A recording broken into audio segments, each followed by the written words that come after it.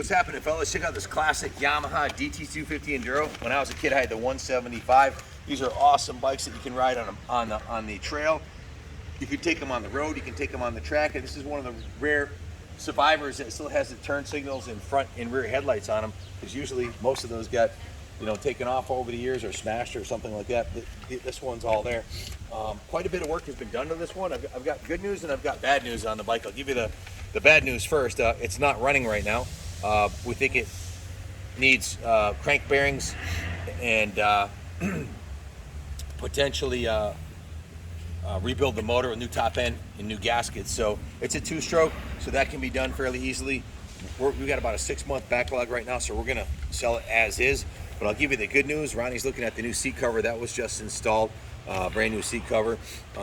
We did a compression test on it, tested at 125 PSI. The fuel tank was removed, cleaned, and inspected. The carb was cleaned and adjusted. They put a new OEM style replacement fuel petcock. If you zoom in, you can see that's brand new. They put new fuel lines on it, put a new air filter in it. The crank seals were leaking when they first got it running, so and it was smoking quite a bit. So we put new crank seals in it and repaired and resealed and repainted the exhaust system on it.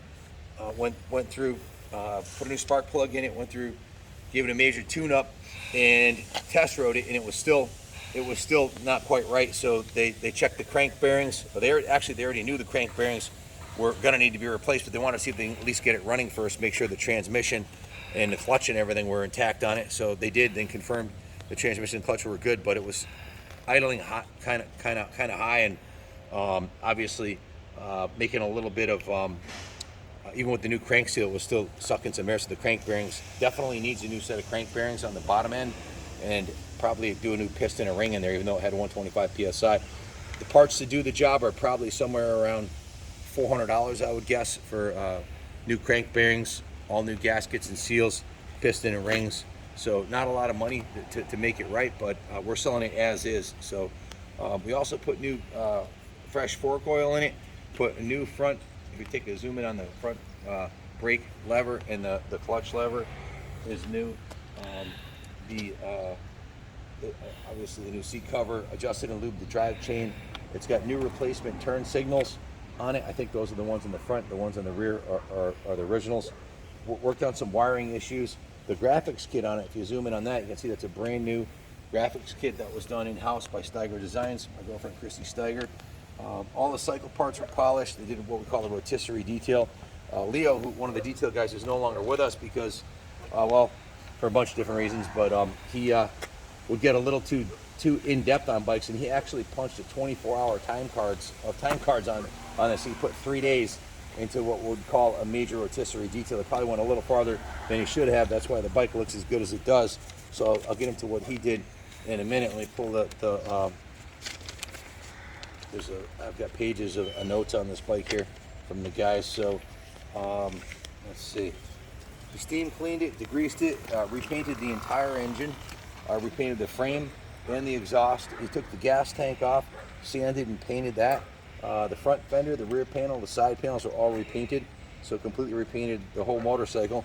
Polished the wheels, the spokes, the forks, the handlebars, cleaned the tires and the fork boots and the grips, and then applied the new Steiger graphics kit. So it's not what I'd call a professional quality paint job. It's a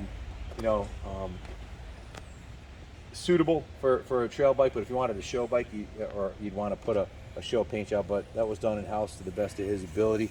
I think that pretty much covers everything. Anything I forget here, I'll write on the eBay ad. But it does need crank bearings. The good news is the clutch and transmission and the engine cases, the cylinder and the head, everything are in good condition. The full original exhaust is intact. The bike's all there. It just is going to need the engine rebuilt. So we're selling it as is. Sadly, I've got a massive work order with 24 hours in the detail shop and a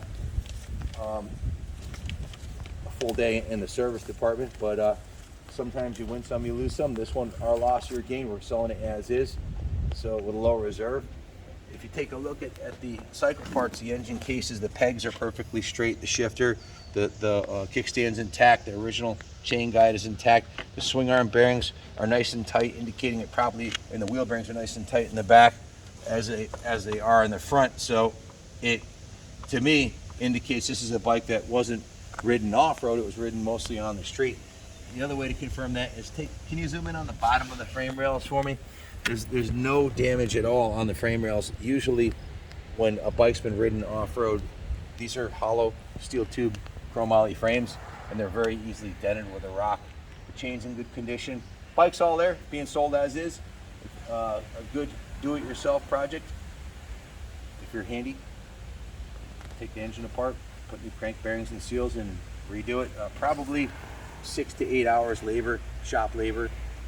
Like I said, we got a major backlog on bikes, and this one we're letting go as is. If you have any questions, give us a call, 860-454-7024. Thanks for watching, and God bless.